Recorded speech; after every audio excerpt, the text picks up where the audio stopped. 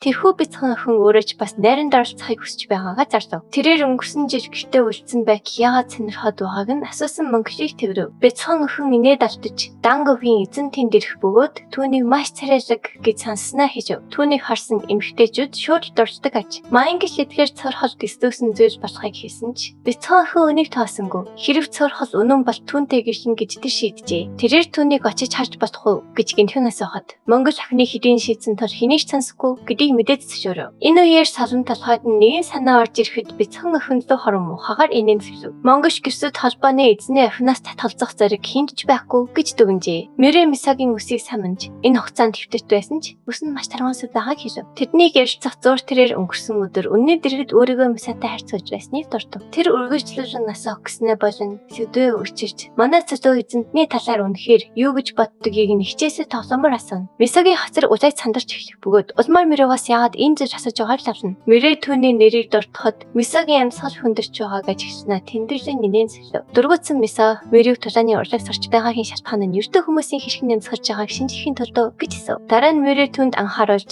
өнөө сачааны найранд орж цоор төрүүлж байгааг ингэснээр тэд засаг хэсэг хугацаанд харах боломжгүй болно гэдгийг хэлв. Миса сандарч сачааны найр бол тэрсүүд өсгөлүүдийн цогцорч тал хэтэрхий аюултай гэж хэлв. Гэвч Мөрөө өөрнийг асуудлыг онцолж хэрэг тэр найран дээр бусад төвтэй татнасвал яах вэ гэж хэлсэн. Тэр Мисаг үнийг зөвшөөрөх үү гэж асуухад Миса энэ аимшигтай байх болно гэж бодон гонхтой царай гаргав. Тиймээс Мөрөө тэднийг өөрсдөө найрсуу явахыг санаж болгов. Тэрээр Мисагийн эсэргүүцлийг үл тон гарыг накаад өөртөө төлөвлөгөө байгаа тул бүх зүйл зүгээр болно гэж хэлжээ. Дараа нь өнөө манай гол дүрээс найран түүний дагалдагч болохыг зөвшөөрөхийг хүсв. Тэр сачааны ирээдүйн хяналтыг авах тэмцээн болно гэж сонссноо дуртав. Тиймээс яг яаж зохиогдохыг нүдэрээ үзхийг сонирхож байна. Манай засаа дөргөөдсөн ч түүнд дагалдагч авч явж болно гэж хэлсэн талаар дурдлаа. Түүнээс гадна би хамгаалагч дагуулсан ч амарчтаар явж байгаа хэрэг биш гэдгийг тэр тодорхой хэлв. Дотооддоо өнөө гол дүрийг мэн дагаж явсан. Түүний хайр хүндэтгэлийг хүлээхээр бүрэн зэрэг шалгууджээ. Гинт Мөрөө хаалга нээж манай хүүд хандан үг хэлв. Хин нэгэн нэрч байгааг аль хэдийн мэдэрсэн гэдгээ тэмдэглэн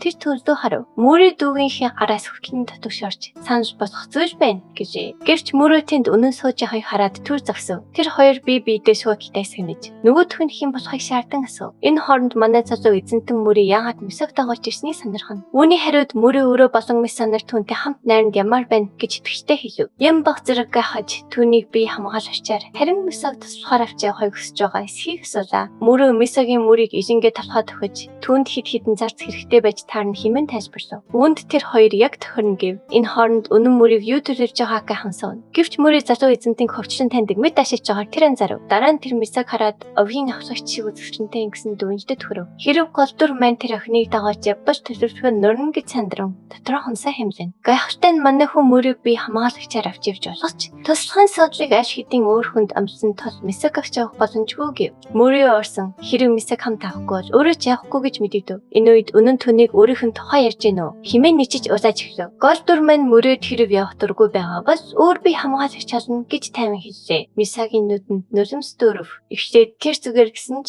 нулимс нь насгарах төсөн зүгээр биш байгаа хужийн зөвшөөрч гэхдээ зүгээр химэн зүтгэн. Залуу эзэнтэн түүний хэрэггүй гэсэн тул тэд дургуц хэрэггүй гэж тэр бодно. Яг тэр үед Мөрөө янзлуу хүүднээ ширтэж гадаа гарч уулзахыг шаардав. Гадаа гараад Мөрөө гол дүрийг мань үнэхээр гайхалтай гэдгийг хүлээн зөвшөөрөв. Түүнд ур чадвар, шүмжлэх чадвар, шийдэмгий байдал бүгд бий. Гэвч эмэгтэй хүний тал дээр яагаад ийм хөшөө хориг байгааг нь тэр огт ойлгохгүй байлаа. Өөрийнх нь санал болгож буй тусламжид түүнийг талах гэсэнгүү. Химэн тэр шүдээ зүүн. Тэр яагаад Мисаг зөвшөөрч чадахгүй байгааг асууж харилцаа тавтаа халтан боломж олгож яхад үүнийг үржин химэн санаалав. Гэвч түүнийг гайхшруулж гол дүр маань муу талын урсгалын залуу ийхэн мөргөлдөх үед юу босхойг таварчгүй тул найр дээр дэндүү аюултай гэж тайлбарлав. Тэр болон Мөрөө нар завгүй байх хооронд Мисад юу тохиолдож болох вэ гэдэгт тэр санаа зовж байлаа. Хэрэг тэр битүүлэхийн хариуцлагыг хүлээхийг асууж найр хараахөө муу талын эслийн натад дэсгэж толно гэдгийг Мөрөөд сануулад Миса хэвээр итгэж байгаа тал үүнийг дахад дэндүү хүнд гэдгийг онцлов. Эцэст нь Мөрөө дөргөөцөн зөвшөөрч түүнтэй хамт явна гэдгээ мэдгэв. Мөрөө өмнө нь Мисагүйгээр явахгүй гэж шийдсэн байсан тул үнэн гайхаж хоцров. Гэвч дараа нь Мөрөө түүнийг тэр найрамдав. Сэдэнч эмэгтэйтэй ганцаараа нь үлдээж чадахгүй гэдгийг хийж ашиглав. Оройн чам бичиг баримт бариад зүрмжч байв. Манай гол дүр хан нэгтгээс гинт гарч ирэн түүнийг ажил дээр унтаж явах нь барив. Чан сандарч хуурмаг хамгаалтын хаалт босгож дуусаад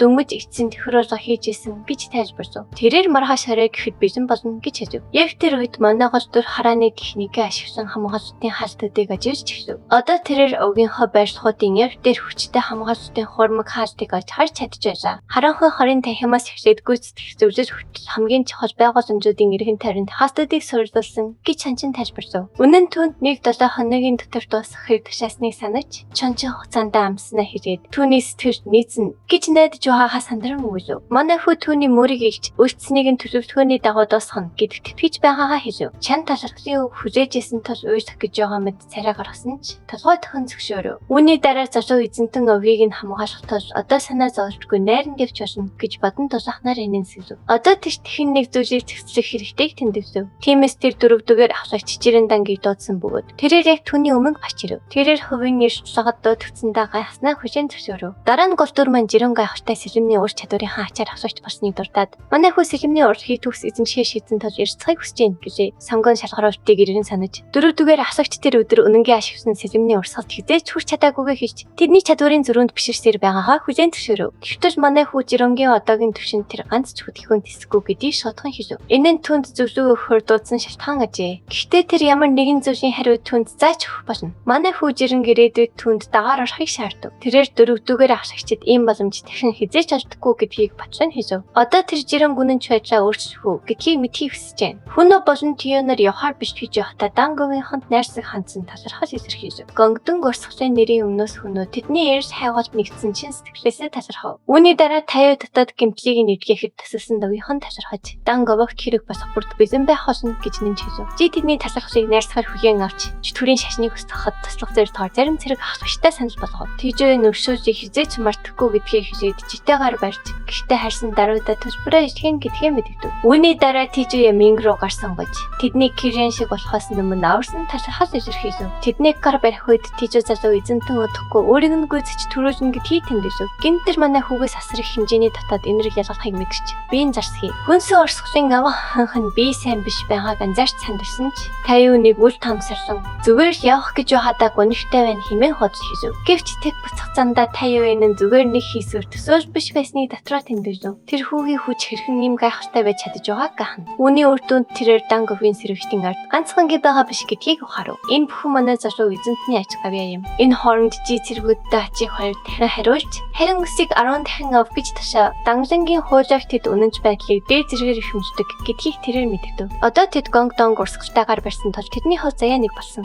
Хэд хэдэн ахлагч нарыг оролцуулсан бүх цэргүүд түүний тушаалыг нэгэн дугаар хүлээн зөвшөөрөв. Үгээр жи тэдэнд амжилт хүсэв. Дараа нь Нажунгэд дотор шатаадаг хориг маань гол дүрт хүргэж өгсөн бөгөөд тэрээр түүний төсөлмжид дүргэж талархаж ятгаа хэлв. Гэвч ээжин сонг хор маш олон байхад яагаад дүргэж ижил хор нэгтийг сонирхон. Ямиан гიშтэй инээн сэрэлж үүнд зүгээрч бүрэн тассан бөгөөд уун шиг өөрсдөө алдахгүй байгааг дурдав. Дараа нь тэр янхаар бэлтгэж байхдаа Эон Докартаас хот Эон дулаахнаар инээн сэрэлж амьд эргэж ирэхийг санаалав. Манай гол дүрийг явах үед цагаан могоо гарч ирээд түүнийг насанд хүрээгүй гэдэгтээ ипхтэй байгаа эсхийг хачин чихтэй асуув. Яагаад ийм зүйл асууж байгааг шалгахад цагаан могоо түүнийг энэ насандаа хэрхэн им өндөр түвшний тулааны уршлаг ашиглаж чадж байгааг ойлгохгүй байна гэж хариулв. Хэрэг тийш чадвараа хөгжүүлэхэд олон 10 жил зарцуулсан хөгшин мастер байсан болж тэтгэх байсан гэж тэр хэлв. Гэсэн ч гол дүрийн байн дөрөвдүгээр авлагчийг ялхад ашигласан сэлмний урсгал нь түүний хуучин эзний талдчихсан сэлэмжнээс хідэн төвшин дээгүүр байсныг онцлсон ч түүнийг сүйдргүй цочны төвшөнд арай хүрээгүй гэж үзэж байна. Манай хүү баг зэрэг бухимдаж эслийн эзэн бол техникийг зөвхөн хараад сурчдаг.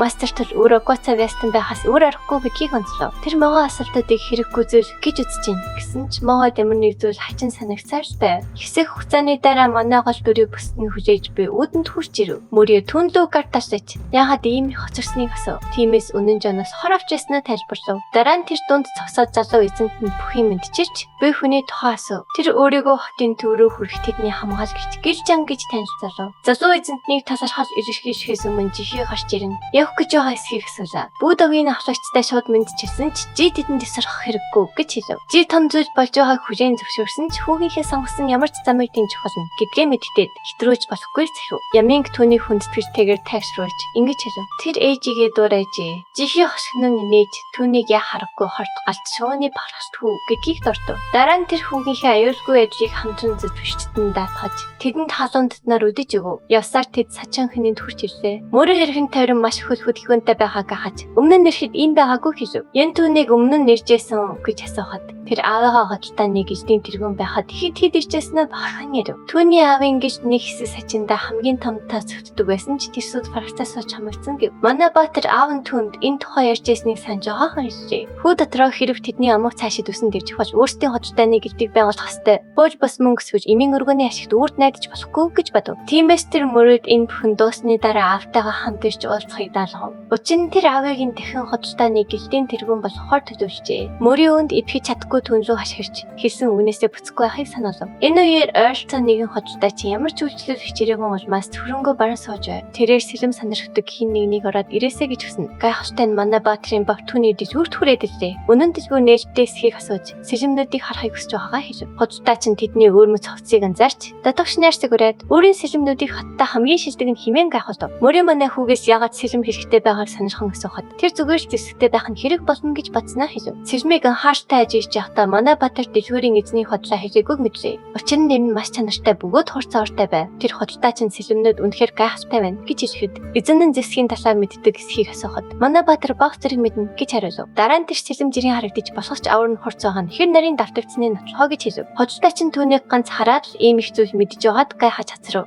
Иймд манай Баатар сэлмийг хотлож авахар шийдсэн ч хотлоо чинь гинт түр хүлээж хайгуугаад гүйж ядав. Хэсэг хугацааны дараа дэжгүүрийн эзэн нэгэн хайрцаг барьсаар эргэж ирээд ганг таньдаг жинхэнэ нүдтэй хүнд зориулж нэгэн зүйлийг хадгалж байснаа хэлв. Хайрцгийг нээхэд хотлоо чинь өөрт өмнө хизээж хийгдэж байгаагүй хамгийн шилдэгээр болох Демон Риперийг харуулв. Мөрөө өнөө хоёулаа тэр сэлэм ямар гайхалтай болохыг мэдэрч байв. Сэлэмний талаар юу ч мэдэхгүй өнөө хүртэл үүний чанарыг ер бусын гэдгийг хадарч байлаа. Дараа нь хотлоо чинь энэ нэрийг тавтаж байхдаа түүний мастер таалж төгссөн гэдгийг хэлв. Тиймээс тэр ажлыг нь үргэлжлүүлж өөрөө дуусгажээ. Энэ сэлмийг түүхэнд үлдэгдсэн гэдэгт итгэлтэй байгаа тул тэрээр яныг юу гэж бодож байгааг сонирхов. Хүү дотроо хотлоо чинтэй санал нэгдэж энэ сэлмийг өмнө хандвартай хэрэгжижсэн танд үзэхүцэн гэж үзв. Тэрээр үнээс хорц байдлын жинхэнэ мөн чанарыг мэдэрч байлаа. Гайхалтай нь тэрээр дархны уур хон гайхамшигтай гэдгийг мэдж байсан ч дэжгүүрийн эзэнд энэ сэлэм хэрэггүй гэж хэлв. Хотлоо чин сандарч хүлээж тэдэнд хүрсэнгүй юу гэж асуулаа. Гэвч манай Баатар үүнийг эсэргээрээ гэдгийг дуртав. Тэр дэжгүүрийн эзэнд хийсэн зүйлээрээ бахаа хэрэгтэй гэдгийг хэлээд яг үнээс олж үүнийг авч чадахгүй гэдгийг тайлбарлав. Хэдийгээр дотроо энэ зэсэд барьж явах нь хитрхи их анхаарч татна гэж бодож байсан ч тэрээр зүгээр жирийн сэлэмдээ хад болно гэж хэлв. Тэрээр дэжгүүрийн эзэнд өмнө нь сонгосон нэрийг шалгана гэж хэлв. Дэжгүүрийн эзэн санаа алдсан ч түүний хүсэлтийг биелүүлэхээ шийдэв. Гинт дэжгүүрт нэгэн бүжиг хүмүүс ирж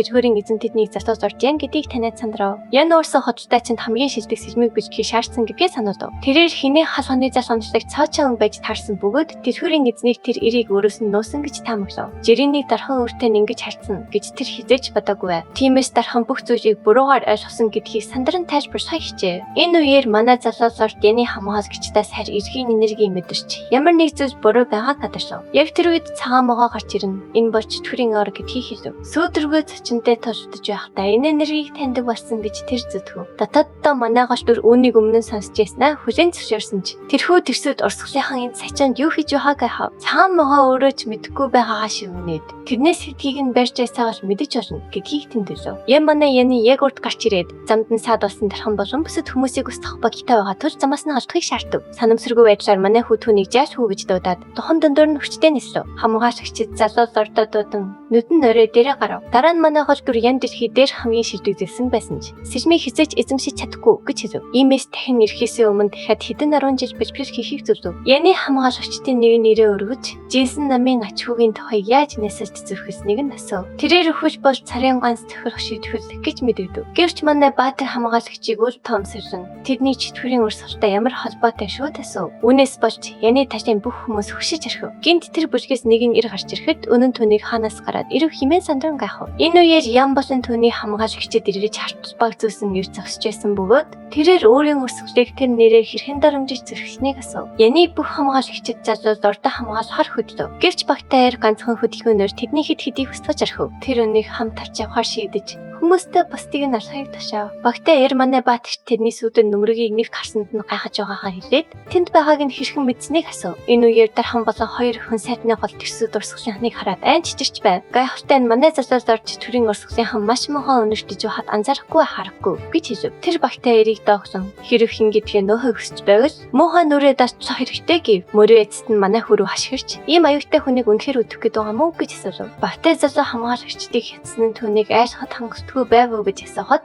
манай Баатар ээжтэй инээж харин ч тэрсүүд урсгалынхан өөрсдөө айх ёстой гэв. Дараа нь тэр дархнаас сэлэм зээлж тэрсүүд урсгалын бүлгийг дөнгөж сая алсан хамгаалагчид шигээн мухаа амтад гэж дуудав. Багтаа өдөртөгч уурсан. Өөрөө өнийг зөвхөн хооронд яныг авч явахын хүмүүстэй тушаав. Тэрний нэгэн түүнийг барьж явахад ян тэдний хэн болохыг мэдэхгүй хэвээр байсан тул сандран хашрав. Энэ үеэр манай гол дүр тэдний дагааг үнэхээр мэдрээгүй анзаарсан ч тэр хүү бүрэнгийн буруугүй биш гэдгийг хүлээн зөвшөөрөв. Гинт багтаа удирдагч манай Баатрыг анхаарсан хандуулахыг шаардсан дайрч хийв. Гэвч манай Баатар ганцхан зөвхөртөөр өрсөж төчийнхөө сэрмийг хугарч дижбүрт болов. Удирдагч газар хэвтэж өөрөө изүү хурдан байсан ч хэрхэн имзэж басныг ойлгож чадахгүй байлаа. Түүнийг хариу зөвхөлт хийхийг оролдох үед толгойн газар тунаж таслахад нь хүсэж ирэв. Мөрио өнөн болон зарлал ордын нар бүгд ажхан алмаарчээ. Ян толгойгүй удирдагчийн өмнө зогсно. Одоо тэр барьж буй сэрмээ шилдэг бүтээл гэдэгтээ бүрэн санал нийлв. Тэрээр тэнцвэр бараг төгс. Энэ нь маш хурц тул тасаарч будагдаагүй байгааг анзаарлав. Тэр дарханд энэ бол яа харахгүй мастерын ажил байна гэж хэлв. Ян дархны мастер шилдэг бүтээл төрөснийг мөн шавин тэр ажлыг үргэлжлүүлж байгаа нь гайхалтай гэдгийг хүлээн зөвшөөрөв. Үүнийг сонсоод дархан мастераа дурсан нулин сунгав. Тэрээр үнцэнтэй зүйл бүр эцэстээ зөхөх хэзээ олдог гэж мастерынхаа хэлж байсныг санав. Одоо цагт дархан Демон Риперийн жинхэнэ эзнийг олсон гэдгийг хүлээн зөвшөөрлөө. Энэ үеэр манай Баатар үйлцэн тэрсүүд урсгалынхан бүгд нэгэн зэрэг дайрах үед тэднийг зохицуулаад завгүй байв. Гэвч манай гол дүр Демон Риперээр тэднийг ямар ч хүчин чармааш түүгээр цөмцөхөв. Үүнийг хараад ян айд сандарсан бол дархан биширч хоцров. Охид ч мөн адил алмаарсан бөгөөд Мия өөрийгөө дахиж гайхахаа байсан гэвээ хэлв. Тэр зүгээр ч манай залуусорд хизээ сэрэм хэрэгж зөкснийг гайхаж байлаа. Нэгэн байр сут дотор нэгээр бүх зүйл яг төлөвлөгөөний дагуу явж гин гэж бодон коридор алхана. Тэр ногоо өстээр тэрсүүд эвслийнхэн ч түүнийг тэр урсгалын цэстэй гэдгийг мэдэж чадахгүй гэж тэмдэглэв. Бодит байдал дээш тэр эр бол хиний хаалханы удирдагч жинсэн намын хоёр төхөө бөгөөд хөргөн нь болох хожим юм бай. Тэрээр хүү сачонго өнөөгийн аль ч гişүүний айдал төрөлхийн тулааны урлагч гэдгийг санав. Түүнийг аав нь учраас л ингэж хийж байгаа юм биш.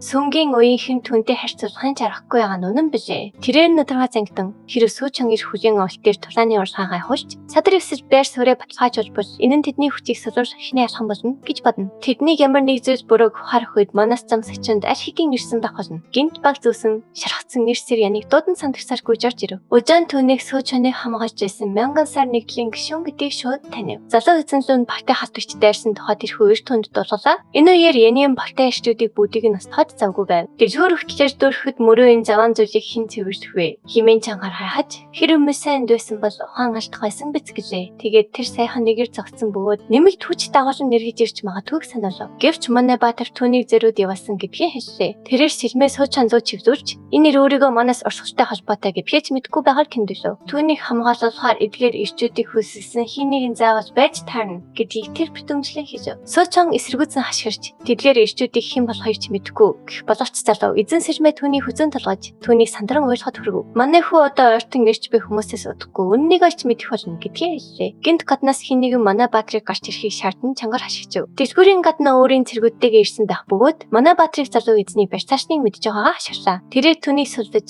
бууж өхрийг шаардсан амийг нь үлдээхээ амлав. Тийхгүй бол тэдний мангасуудын хоол болгоно гэж өөжөө нуурсан хашгичв. Дараа нь манай Баатар гадагш гарч тэд бэлэн байгааг мэдэгдээд суучаныг барьцааж явахад өөжөө юу ч хийж чадахгүй хэмээн асуув. Энэ үеэр мөрөө юнон болон дарханаар дэлгүүрээс цохойн энэ нөхцөл байдалд хинэн жинхэнэ хорон санаатан бэ гэдгийг гайхаж байлаа. Дайсны тоодын дүү олон байгааг хараад мөрөө шүдээ зөөж юноо юу бодож байгаагаа гайхаж эхлэв. Өөжөө манай залуу эзэнлүү дахин хашгирч хинтээ ороод сартаад байгаа мэдгүй байна гэв. Хариуд нь манай Баатар шууд манаас өсгөл гэж хэлв. Тэрээр тэднээс ирч буй муу ёрын энергийг мэдчихэж байгаа бөгөөд энэ нь манаас энерги гэдгийг нэмж хэллээ. Тэрээр жанаас сачиг сүрүүлэхийн тулд хэн болохоо нуусан үг гэж асуугаад садар эсэж үүнийг мэдж байгаа эсхийг мэдгүй ч мэдүү зүгээр өнгөрүүлэхгүй гэдгийг тэмдэглэв. Манай гол дүр ногтмол манаас энергийг ганц хараад л тансанд өөжөн алмарч хоцров. Түүнчлэн Тэнгэрийн сар бригад манай Баатрыг аль хэдийн өсгөх часан байх хэвээр атал ягаад ямар ч шарахгүй зогсож байгааг гайхав. Манай гол дүрийг аюултай гэж үзээд тэрээр бригадтай цусан өрөө манаас техникээ ашиглахыг тушаав. Үүнийг сонсоод мөрөө энэ нь урд өмнө удам Тэнгэрийн манасын эзэн дан өвхийн эсрэг ашиглаж байсан техник мөн болохыг таньлаа. Багтай цэргүүд техникээ ашиглаж хэвлэхэд манай Баатар өөжөнөөс ч хүүхүнтэй холбоотой эсхийг нь асуув. Гэвч өөжөн өгөхийн өмнө үнэхээр үүнийг асуумаар байна уу хэмээн сүрч асуулаа. Юнон сэлмээс хуучанаас холтол хуцаараа өөжөнд хувийн өшөө хонзон байхгүй. Чүжаны гэр бүл өөрийн хэрийн сүрөөсөн гэдгийг хэлв. Өөжөнд охлон нэнэж ахынхан сүрүүлээгүй гэр бүл гэж яахгүй хэмээн хашгичв. Тэрээр жагаал овг моён овоогүй хэмээн тааж эхлээд тэд сачаанд байгаа учраас дан овог байж таарна хэмээн заав. Тэрээр манай Баатрыг ханахыг болохыг өөртөө төвтэйгээр шаардаж түүнийг устгасныхаа дараа гэр бүлийг нь сүрүүлнэ гэж тангараглав. Үйл явдал улам эрчимжиж эсрэхтэй мөч явтж байна. Дараагийн хэсэгт бүх зүйл эргэлт хийн. Дараагийн хэсгийг бусдаас төрүүлж хамгийн ихэнд үзхийг хүсвэл дэлгэцэн дэх төрийн банкны дааслуу 50000 төгрөгийн хандив хийгээрэй. Тэгвэл дараагийн хэсгийг хэн нин даруй гаргаж өгье. Таалагдсан бол лайк дарж цогцлоо мэн заавал бүртгүүлээрэй.